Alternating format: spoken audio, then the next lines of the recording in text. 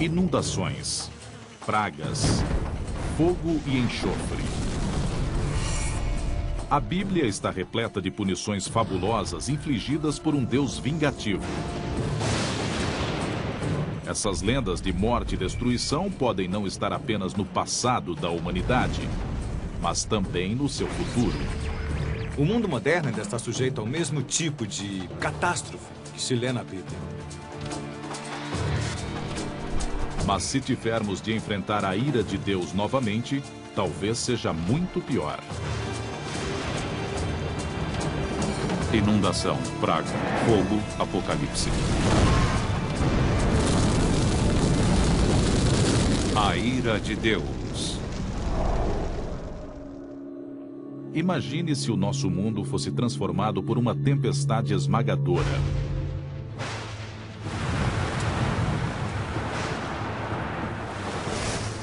Um dilúvio de proporções globais que provocasse avalanches de água entre os arranha-céus de Nova York. Uma inundação cataclísmica que varresse a Ásia e as grandes capitais da Europa.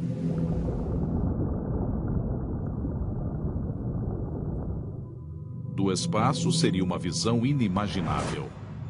Um oceano compacto cobrindo completamente todo o planeta.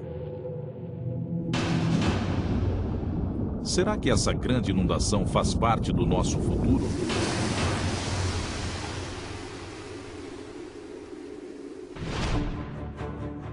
As páginas da Bíblia são uma verdadeira coleção de catástrofes. Uma análise mais cuidadosa revela que uma série de desastres naturais verdadeiros pode ter inspirado as lendas bíblicas. E que eles ainda estão entre as grandes ameaças que pairam sobre nós nos dias de hoje. A questão é saber se eles voltarão a acontecer e quando isso ocorrerá. Esse tipo de coisa ainda repercute hoje em dia. E, em parte, é porque as pessoas leem a Bíblia como se estivessem nela. Por isso, as catástrofes naturais da Bíblia causam impacto até hoje. E as pessoas talvez ainda tenham um pouco de medo e se perguntem se elas não podem acontecer de novo. Gênesis capítulo 6, versículo 17. Porque eis que eu trago um dilúvio de águas sobre a terra, para desfazer toda a carne em que há espírito de vida debaixo dos céus. Tudo que há na terra expirará. Em Gênesis, o primeiro livro da Bíblia, Deus cria todo o universo em 6 dias e o destrói nas 10 páginas seguintes. Deus mandou o dilúvio para punir a humanidade, porque as pessoas tornaram-se corruptas, tornaram-se más, e ele quis praticamente começar do zero, quis se livrar de todo mundo, quis que as águas levassem aquelas pessoas para longe. Acredita-se que há aproximadamente 7.000 anos, uma grande inundação atingiu a região do Mar Negro, cobrindo uma área de cerca de 100.000 quilômetros quadrados. Seria essa a inspiração para a história da ira hídrica de Deus? O Mar Negro fica ao norte da Turquia e está ligado ao Mediterrâneo por um canal chamado Estreito de Bósforo. Mas em 1998, 2 geólogos apresentaram a teoria de que o estreito nem sempre existiu. Segundo essa hipótese, há cerca de 8.000 anos, as águas do Mediterrâneo invadiram de forma catastrófica a bacia do Mar Negro. Quando a represa natural do Bósforo finalmente cedeu, todos os oceanos do mundo estavam empurrando as águas para dentro do Mar Negro. Essa hipótese, conhecida como dilúvio do Mar Negro, sugere que um volume gigantesco de água salgada do Mediterrâneo invadiu o Mar Negro com resultados catastróficos. Para a população da região foi um desastre que só poderia ser interpretado como ira divina. Seria algo como as cataratas do Niágara, mas provavelmente 20 vezes maior devido ao volume de água necessário para atravessar aquela área e encher a bacia.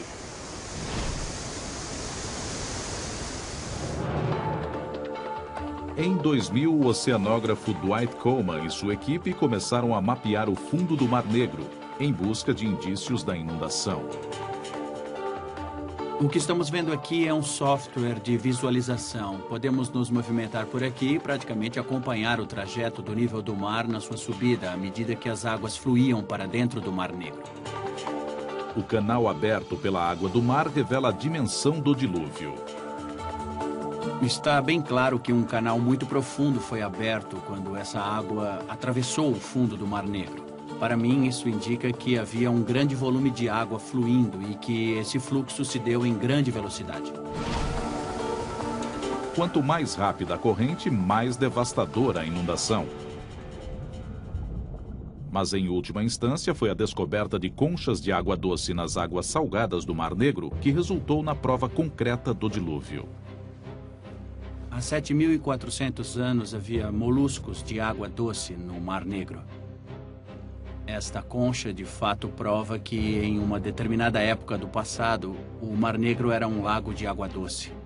E por volta de 6.900 anos atrás foi que apareceu a concha de água salgada mais antiga. Portanto, em algum momento desse período de 500 anos é que a mudança aconteceu. Esse evento cataclísmico mudou a paisagem para sempre. Hoje é ciência. Na época, foi aterrador. Acreditamos que havia talvez milhares de pessoas vivendo às margens do Mar Negro na época do dilúvio. E todas essas pessoas foram desalojadas em consequência da inundação. Para os povos agrícolas primitivos, que viviam às margens do Mar Negro antes disso, seria uma visão inacreditável. E pareceria, de fato, que o dilúvio era um evento mundial. Mas o que teria feito as águas do Mediterrâneo subirem a ponto de inundar as águas doces do Mar Negro? A teoria dos cientistas é de que tudo começou na última era do gelo. O mundo era muito diferente durante a última era do gelo. Antes de mais nada, havia uma camada de gelo como a da Groenlândia, com cerca de 3 quilômetros de espessura, que chegava ao sul à latitude de Chicago ou Nova York. Ela cobria todo o continente, de forma que era bastante gelo. Mas, há cerca de 11.500 anos, a Terra começou a se aquecer e o gelo que derreteu teve de ir para algum lugar. Obviamente, perdeu-se a placa de gelo de Laurentide com os seus 3 quilômetros de espessura. Ela se dissolveu, derreteu. Toda aquela água foi para os oceanos e o nível dos mares subiu dezenas de metros. A massa de terra que separava o Mediterrâneo e o Mar Negro não conseguiu segurar o excesso de água. Quando a barreira se rompeu, o mundo foi transformado. E esse evento que mudou o mundo pode acontecer novamente. Nossas mudanças climáticas estão acontecendo em um instante geológico. As calotas polares estão derretendo rapidamente e elas vêm sendo medidas por satélites que avaliam a perda de massa das gigantescas placas de gelo da Groenlândia e da Antártida. E essa diminuição do gelo parece que está se acelerando. O derretimento do gelo pode fazer com que o nível dos mares suba drasticamente outra vez. Lembre-se que já com os primeiros 90 centímetros de aumento no nível do mar, haveria 100 milhões de desabrigados nos litorais, perturbando não só o local onde as pessoas vivem, mas todo o curso das civilizações e sociedades. Especialistas acreditam que o desaparecimento total das placas de gelo da Groenlândia e da Antártica faria com que o nível do mar subisse quase 70 metros. Nenhuma força da natureza poderia provocar um derretimento tão grande do dia para a noite. Mas se as placas de gelo desaparecessem, nosso planeta se transformaria em um verdadeiro mundo aquático. Se chegarmos ao ponto em que tanto a Groenlândia quanto a Antártida derreterem, estaremos em um lugar radicalmente diferente. Seria o panorama mostrado por Uma Verdade Inconveniente, com Nova York destruída, toda a costa leste dos Estados Unidos reconfigurada. Acabaríamos vivendo em um litoral onde antes eram as montanhas Apalaches. o mundo ficaria totalmente diferente. A Bíblia diz que depois do dilúvio, Deus prometeu nunca mais exterminar a vida na Terra. Mas hoje há uma série de catástrofes cataclísmicas possíveis e não podemos ter certeza de que algo não acontecerá, de uma forma ou de outra.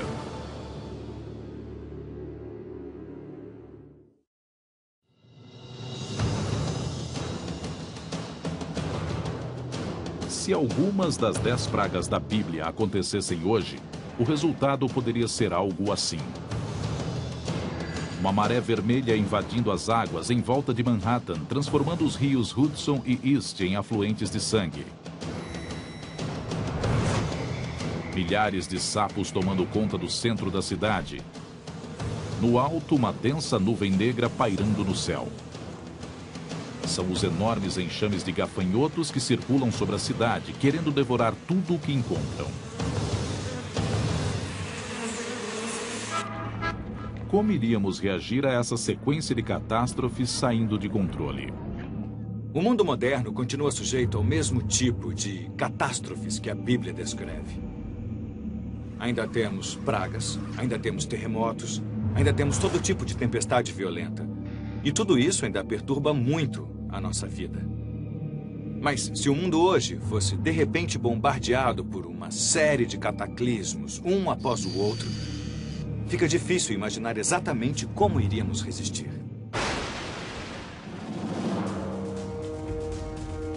Com 10 pragas, Deus se dispõe a destruir um império para libertar um povo. Os israelitas eram escravos no Egito, e o Todo-Poderoso queria que eles fossem libertados. Mas o faraó não queria ficar sem a mão de obra gratuita.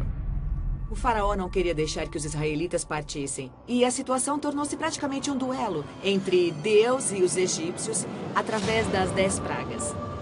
E cada vez que uma praga acontecia, aparentemente ficava pior e se tornava mais destrutiva. Êxodo, capítulo 7, versículo 17. Vou bater nas águas do rio Nilo, e elas se mudarão em sangue. Os peixes que estão no rio morrerão, e o rio ficará tão poluído que os egípcios sentirão nojo de beber a água do rio. Com a primeira praga, ficamos sabendo que a água toda se transforma em sangue. Portanto, não é só o rio Nilo, que, é claro, é um rio importante para os egípcios, mas também toda a água potável. Peixes mortos apodrecendo, calor escaldante, falta de água potável. Parece um filme de terror. Mas essa calamidade não só pode ter realmente acontecido na antiguidade, como acontece ainda hoje. Eu acredito que, lendo essa passagem da Bíblia, a maioria de nós que já estudou esse tipo de problema encontra uma descrição bastante fiel de uma maré vermelha. Maré vermelha é a proliferação excessiva ou explosiva de um certo tipo de alga que produz compostos neuroquímicos perigosos. Don Anderson é um cientista graduado do Instituto Oceanógrafo Woods Rowland e um dos principais especialistas em marés vermelhas. Quando uma proliferação desse tipo acontece, pode ser espetacular. A água muda de cor, ela pode exalar um cheiro muito ruim.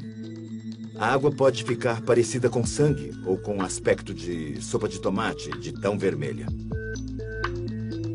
Episódios recentes no Texas e na Flórida deixaram o litoral sujo com centenas de milhares de peixes mortos.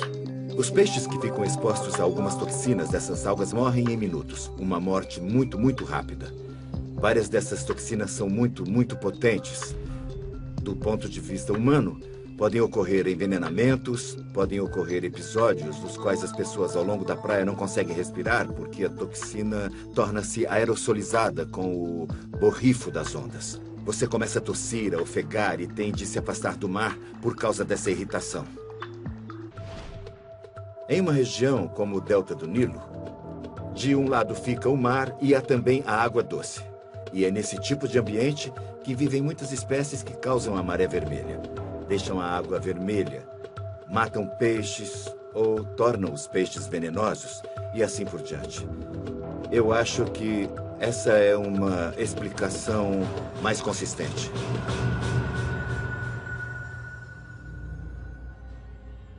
Uma maré vermelha desencadeia uma série de efeitos subsequentes e pode explicar a segunda praga bíblica, os sapos. Uma grande proliferação de algas pode baixar o oxigênio da água a níveis extremamente baixos, tornando-a inabitável. Se houvesse uma maré vermelha, não seria despropositado esperar que certos tipos de animais tentassem fugir da água devido a essa condição de pouco oxigênio. Eles não conseguem nadar, não podem ficar embaixo d'água, portanto não é impossível que, após uma grande maré vermelha, os sapos não consigam sobreviver nessas condições e venham para a Terra. Eles morreram na Terra, desidratados e por falta de alimento. Seu alimento eram os insetos e, não havendo predadores para os insetos, era de se esperar que proliferassem os insetos voadores e rastejantes no Egito. Essas foram a terceira e a quarta pragas. As carcaças dos sapos e peixes mortos apodrecendo atraíram um enxame enorme de moscas que assolou os egípcios. Seguiu-se uma enorme infestação de piolhos. Lembre-se de que numa época em que não havia os antibióticos modernos, quando alguém sofria uma infestação de piolhos, os arranhões da coceira podiam levar a infecções que abriam as portas para doenças mais graves. Os seres humanos não foram os únicos afetados. As carcaças em decomposição e os insetos voadores podem transmitir bactérias mortíferas. Foi o que aconteceu na quinta e na sexta praga.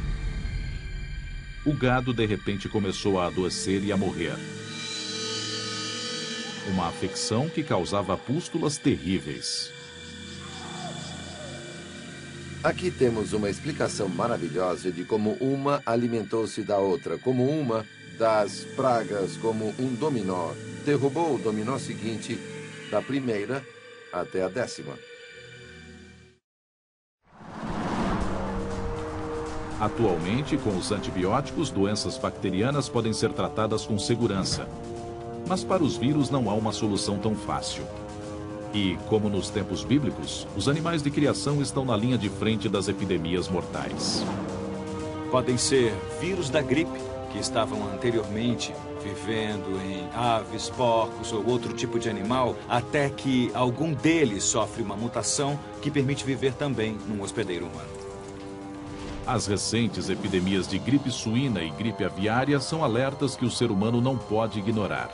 Muitos epidemiologistas acreditam que é praticamente inevitável que em algum ponto novamente teremos um tipo de gripe aviária que sofrerá uma mutação que lhe permitirá se alojar em seres humanos e que será mais facilmente transmissível.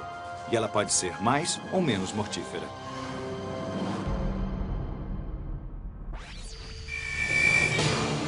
Cercado por doença e morte, o povo do Egito estava de joelhos. Mesmo assim, o faraó não se abalou. Ainda faltavam 4 pragas, e a espiral de devastação estava longe de terminar. Para os egípcios, seu império estava em jogo. Mas hoje todo o nosso planeta poderia estar em perigo. E é até mesmo provável, em muitos casos, que um desastre muito grave acabe criando a possibilidade para outros desastres bastante sérios no futuro. A questão é, estamos preparados para algo equivalente às 10 pragas hoje em dia? Eu acredito que juntar as 10 pragas é querer destruir definitivamente toda uma cultura até que ela esteja morta e enterrada.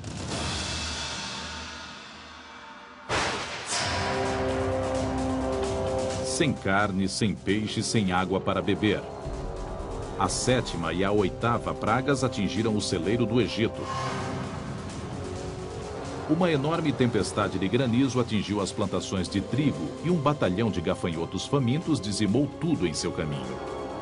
A Bíblia diz que foi a mais grave de todas as pragas, embora não tenha matado muitas pessoas ou animais. Mas o que ela fez foi matar a esperança de sobrevivência dos egípcios. Hoje, nosso próprio celeiro está ameaçado pelo aquecimento global, que causa mais secas e tempestades mais violentas. É difícil determinar exatamente que problemas a humanidade terá de enfrentar com o aumento das temperaturas. Mas podemos dizer que o tempo vai ficar muito mais esquisito. Para a agricultura vai ser bem mais difícil. E estaremos diante de um planeta com mais pessoas. Juntando todas essas coisas, temos um quadro desanimador. De qualquer forma, são más notícias para a lavoura e para os agricultores. Um planeta mais quente pode também trazer o tormento de pragas modernas. Creio que a maior surpresa que o aquecimento global reserva para nós é o aumento das pragas. Os besouros de casca já estão mastigando as florestas do Canadá. Vemos que há mais mosquitos, com o aumento de todas as doenças que os mosquitos carregam, como, por exemplo, malária e dengue. São coisas que achamos típicas do terceiro mundo, mas com o aquecimento global, as áreas em que esses mosquitos conseguem sobreviver se expandem.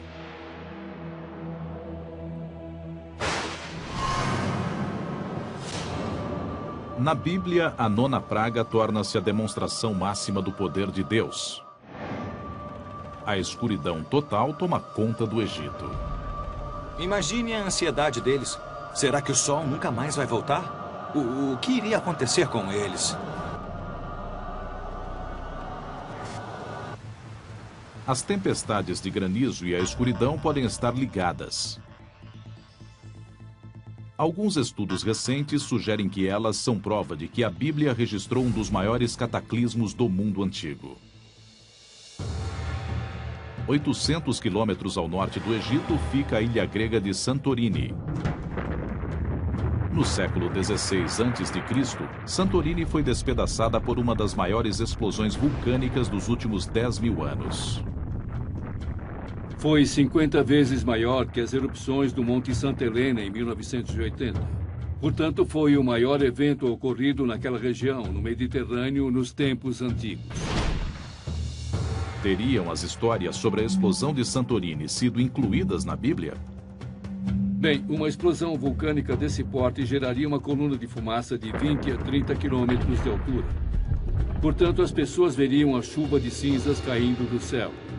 E veriam a escuridão, porque a nuvem de poeira cobriria a luz do sol. Recentemente foram encontradas provas materiais de que cinzas de Santorini chegaram ao Egito, a 800 quilômetros de distância. A prova material da presença das cinzas são as camadas de cinza encontradas em um lago do delta do Nilo. Portanto, sabemos que as cinzas foram naquela direção para o leste e caíram sobre aquela região. A erupção também pode explicar as tempestades de granizo devastadoras. A presença de cinzas vulcânicas pode causar instabilidade atmosférica, pode provocar chuvas e trovoadas. E nessas tempestades pode cair granizo também.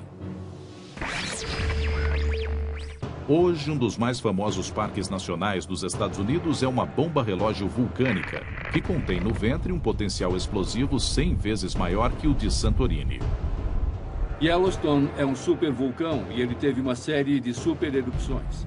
A última foi há 600 mil anos. E analisando a história de Yellowstone, vemos que a cada 600 mil anos, mais ou menos, o vulcão tem uma nova supererupção.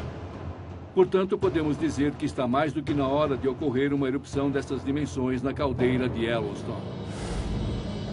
Se a caldeira de Yellowstone entrasse mesmo em erupção novamente, se tivéssemos esse tipo de supervulcão hoje em dia, estaríamos diante de estragos de dimensões continentais. A explosão de Santorini teria matado milhares. Mas com 50 quilômetros de largura, se a caldeira de Yellowstone explodir, poderemos estar diante de uma situação bem pior. As cinzas na atmosfera deixariam o planeta inteiro mergulhado em um inverno apocalíptico. O total de mortos no mundo todo poderia chegar a 1 bilhão de pessoas. Portanto, a questão não é se o vulcão vai explodir novamente, mas sim quando. E não há como evitar.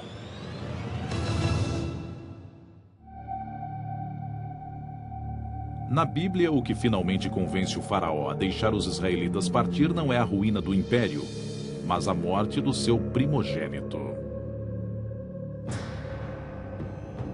A 10ª praga mata todos os primeiros filhos homens do império.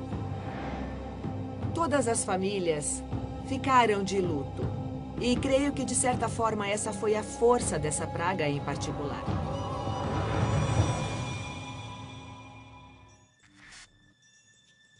E até isso pode ter sido o resultado das pragas anteriores.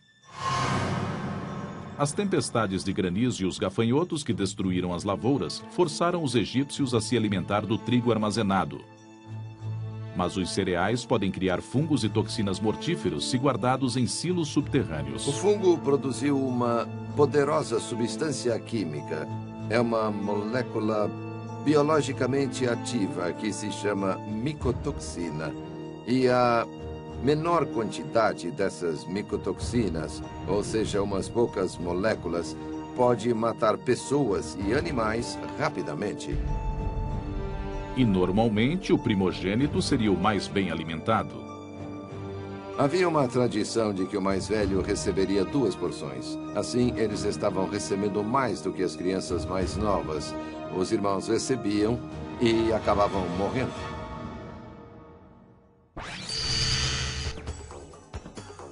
As pragas destroçaram o império aos poucos. Mas em outro trecho da Bíblia, basta um instante para destruir uma cidade e seus habitantes.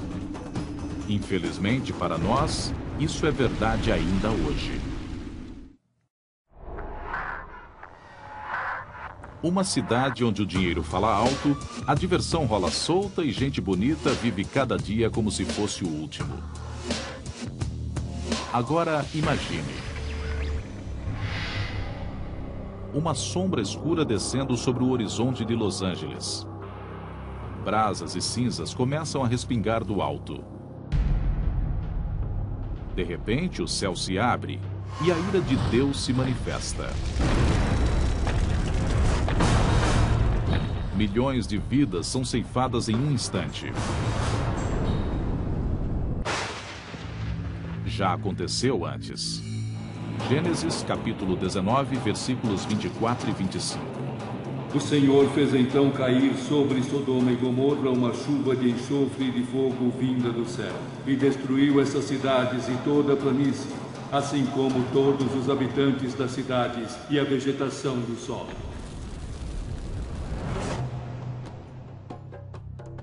Muitos tentaram localizar no mapa essas famosas cidades do pecado.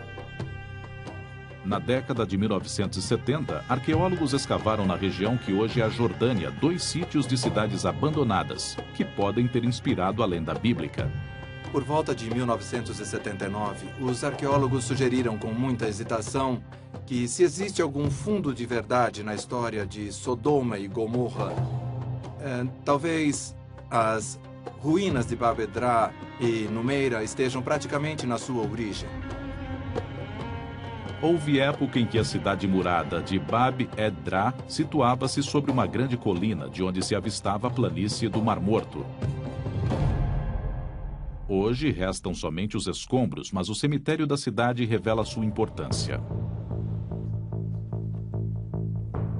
Mohamed Najjar é arqueólogo e ex-dirigente do Departamento de Antiguidades jordaniano. O cemitério de Bab-edra é enorme e nem todas as tumbas foram escavadas. Mas os pesquisadores chegaram à conclusão de que temos aqui pelo menos 20.000 campas. Até hoje há ossos humanos espalhados pela paisagem. Os cemitérios enormes são uma indicação do tamanho da população da região. Portanto, estamos falando de uma área densamente povoada e isso é muito raro para a Jordânia da Era do Bronze. Bab-edra aparentemente era uma grande cidade para a época, com provavelmente uns 2.000 habitantes. Portanto, parece que Bab-edra era uma cidade bastante importante no seu tempo. Uma civilização próspera viveu aqui durante mais de 600 anos. Mas por volta de 2350 a.C., os portões da cidade foram lacrados às pressas e ela foi misteriosa e completamente abandonada. Ninguém sabe por quê. A apenas 13 quilômetros de distância, a cidade de Numeira também mostra sinais de uma desocupação repentina. Mas lá o motivo é claro. Aqui temos um depósito de cinzas de quase 60 centímetros de altura, inclusive algumas superfícies causadas pelo fogo. E sabemos que este depósito espesso de cinzas não pode ter sido provocado pelo uso de fogo doméstico, portanto foi um grande incêndio. Ao lado da torre de defesa da cidade, os arqueólogos encontraram outras provas do desastre. Restos humanos não enterrados. Estamos aqui ao lado da torre. Esqueletos foram encontrados nesta área e acreditamos que eram de pessoas que foram esmagadas quando a torre desabou. Elas ficaram encobertas pelo entulho. Os ossos esmagados revelam uma possível causa para o incêndio. Os ossos foram examinados pelo antropólogo físico. Sua conclusão foi de que essas pessoas foram esmagadas em um terremoto. Há 4.500 anos, um terremoto devastador atingiu Numeira. A torre de defesa e as muralhas da cidade desabaram e houve um incêndio enorme. Esse não foi o primeiro ou o último terremoto a aterrorizar as pessoas que viviam próximas do Mar Morto. Pequenos tremores ocorrem diariamente na região, e aproximadamente a cada século há um de grandes proporções. O motivo pelo qual esta região é tão instável geologicamente é que ela fica sobre a junção de duas placas tectônicas, dois grandes pedaços da crosta terrestre.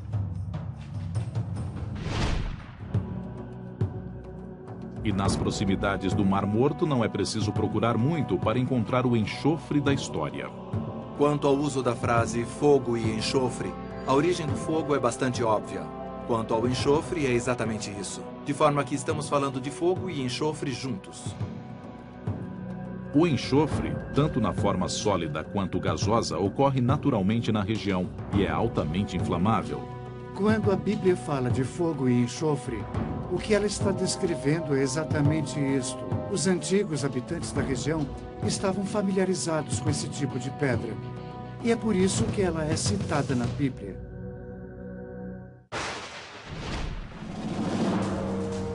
Hoje em dia, nossas próprias catástrofes poderiam inspirar uma nova série de lendas escritas. E se as previsões estiverem corretas, cidades da Califórnia terão muito sobre o que escrever.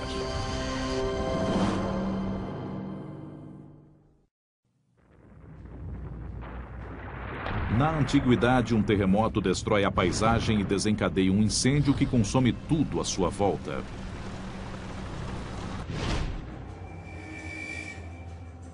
Duas cidades ficam em ruínas. Bab Edrá e Numeira podem muito bem ter inspirado a lenda de Sodoma e Gomorra, uma das histórias de destruição mais famosas da Bíblia. Numeira aparentemente foi destruída antes de Bab Edrá. Elas não foram destruídas ao mesmo tempo. Dito isso, pessoas que estivessem passando pelo extremo sul do Mar Morto por volta de, digamos, 1800 a.C., podem ter visto as ruínas de Bab Edrá e Numeira ali abandonadas séculos depois de terem sido destruídas. E elas podem ter perguntado: "Ei, o que aconteceu ali?" "Oh, naquela cidade havia muito pecado e os deuses a destruíram." Numeira tinha centenas de habitantes quando o terremoto selou seu destino.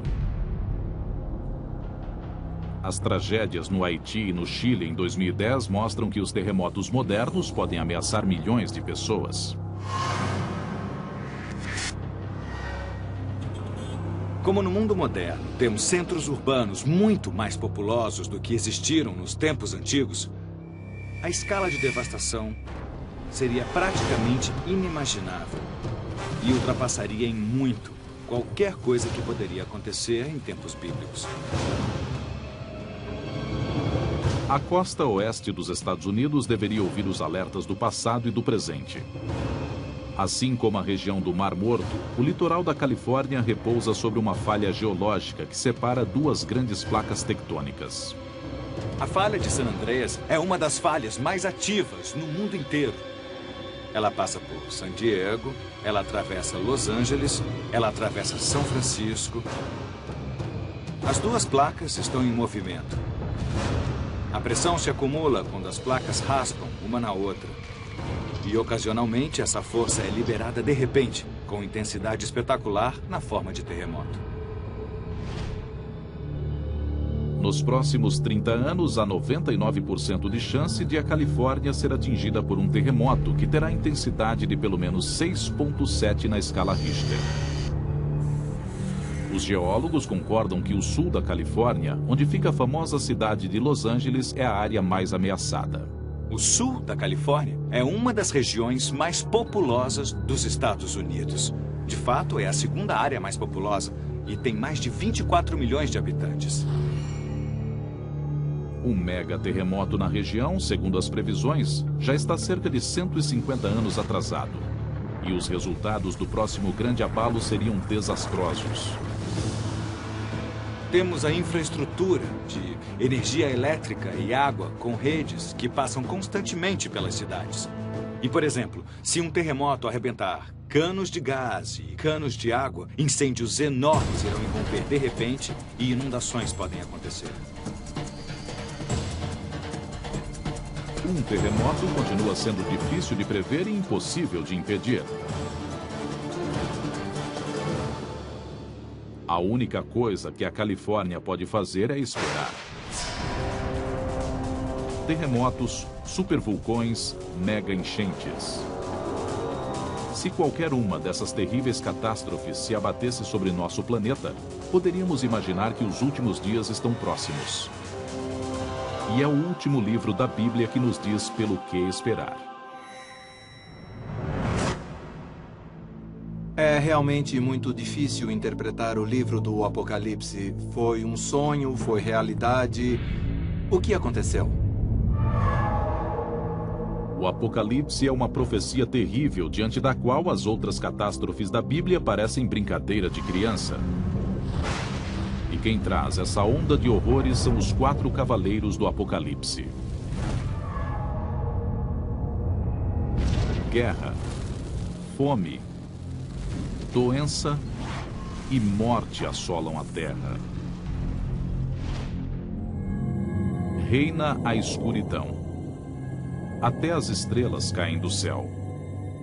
E é essa parte da profecia que, segundo os astrofísicos, devemos levar a sério. Em muitas religiões falamos sobre estrelas que caem do céu e, de fato, talvez o único evento que poderia destruir toda a vida na Terra instantaneamente vem do espaço sideral. O golpe final poderá nos atingir vindo do céu, literalmente.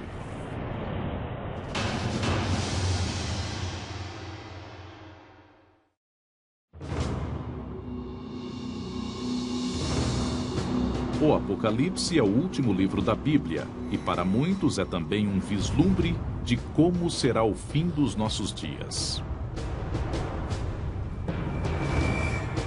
Mas o Apocalipse também descreve um futuro em que o céu se volta contra o planeta Terra. Apocalipse, capítulo 6, versículo 13. O sol tornou-se negro como saco de silício, e a lua toda manchou-se de sangue, e as estrelas do céu caíram sobre a terra. Hoje, essa passagem evoca uma série de ameaças reais à vida no planeta. Existe a possibilidade de colisões de asteroides, a possibilidade do impacto de cometas, que poderiam talvez exterminar toda a vida na Terra em questão de minutos.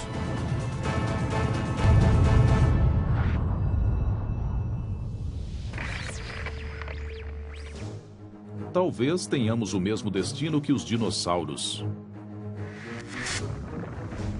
Há 65 milhões de anos, um asteroide com 10 quilômetros de diâmetro caiu do céu, atingindo a península de Yucatán, levando todos eles à extinção. A dimensão desse cataclismo está além de qualquer coisa que podemos facilmente imaginar.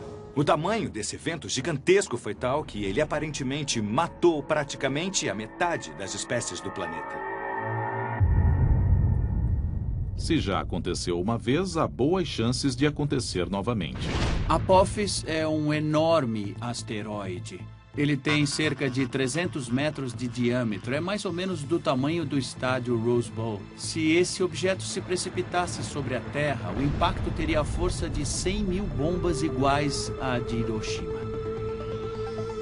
Em 2029, Apophis passará tão perto da Terra que poderá ser visto de binóculo. O asteroide chegará a 29 mil quilômetros da Terra, uma distância menor que a de alguns de nossos próprios satélites. Dependendo de como ele contornar a Terra, haverá uma segunda passagem em 2036. E a essa altura não sabemos se haverá um impacto ou não.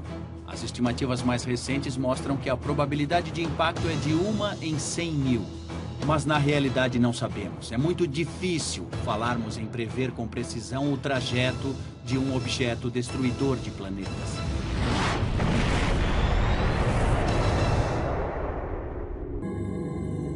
Há outras ameaças vindas do espaço sideral que poderiam colocar em risco não só a vida na Terra, como a própria Terra.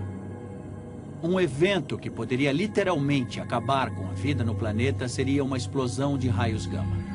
Não saberemos se ela vier na nossa direção, porque a radiação da explosão viaja à velocidade da luz.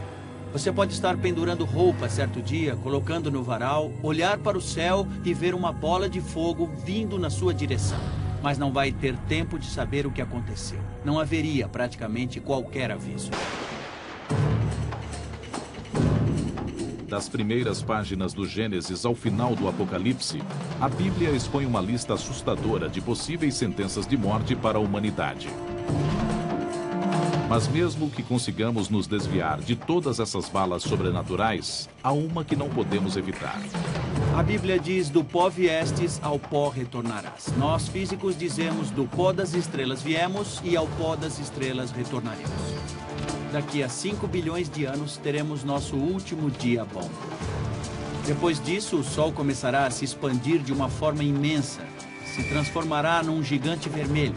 O céu ficará em chamas. Olhando de um lado a outro do horizonte, você verá o Sol ocupando todo o céu. Talvez tenhamos de construir nossa própria arca espacial gigantesca e levantar vela rumo a algum outro porto. Um planeta que seria uma espécie de Monte Ararat em outro sistema solar. É um projeto ambicioso. Homens de todas as eras terão de enfrentar seu próprio bombardeio de desastres naturais. Mas a busca da Bíblia por uma explicação diante da tragédia é um desejo universal. É algo que todos nós partilhamos com os nossos ancestrais e partilharemos com nossos descendentes. Esses são temas que repercutem na consciência humana e mesmo nos temores da humanidade. Tocam diretamente nosso medo primordial, o medo do além-túmulo, do que acontece depois da morte. Por isso, apesar de toda a perspicácia científica que temos hoje, ainda somos um pouco religiosos sobre as coisas, por assim dizer. Ninguém pode prever o que nos aguarda, mas cedo ou tarde, novas histórias sobre desastres serão acrescentadas às antigas, à medida que as gerações futuras forem conhecendo as forças que estão além do controle da humanidade. Versão brasileira, DPN Santos.